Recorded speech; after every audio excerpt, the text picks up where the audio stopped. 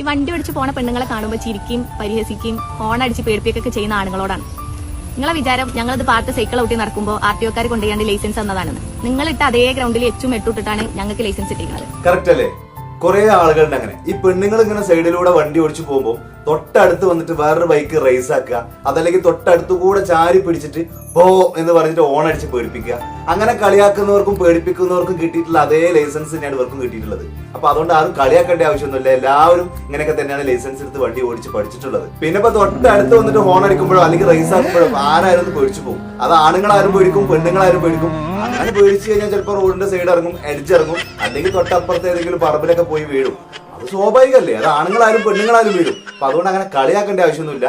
അത് ആ പേടിന്റെ ആയിട്ടുമല്ല. പേടിയുള്ളതുകൊണ്ട് മാത്രമല്ല, ഇത് എവിടെയെങ്കിലും തട്ടിത്തടഞ്ഞ് വീണ് കയ്യും കാലും ഒടിഞ്ഞ് മൂലക്കായി കഴിഞ്ഞാൽ ഒരു കഞ്ഞി വെച്ചരാൻ പോലും നമുക്ക് ആരും ഉണ്ടാവില്ല. ശരിയല്ലേ?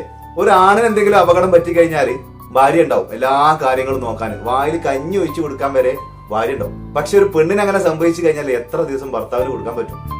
ആലോചിക്കേണ്ട കാര്യമാണ്. വണ്ടി ഓടിച്ചു വരുന്നത് കാണുമ്പോഴേ ചിലവർക്കുണ്ട് ഒരു വർത്താനം, എടാ മാറിക്കാളടാ അവള് മേത്ത് കിടക്കടാന്നൊക്കെ.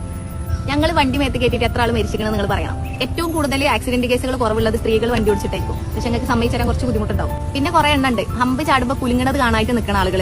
അതുപോലെ ഹോൺ അടിച്ച് സൈഡാക്കിപ്പിക്കുക, ഓവർടേക്ക് ചെയ്യാൻ സമ്മതിക്കാതിരിക്കുക. വളരെ ശരി, പറഞ്ഞതൊക്കെ കറക്റ്റാ. വണ്ടി ആയിട്ട് റോഡിലേക്ക് ഇറങ്ങുന്ന എല്ലാ ഗേൾസിനും ഇങ്ങനെ ഒരു അനുഭവങ്ങൾ കുറെ ഉണ്ടായിട്ടുണ്ടോ? എല്ലാ ഗേൾസും പറയണമെന്ന് ആഗ്രഹിച്ച കാര്യം കൂടിയാണത്.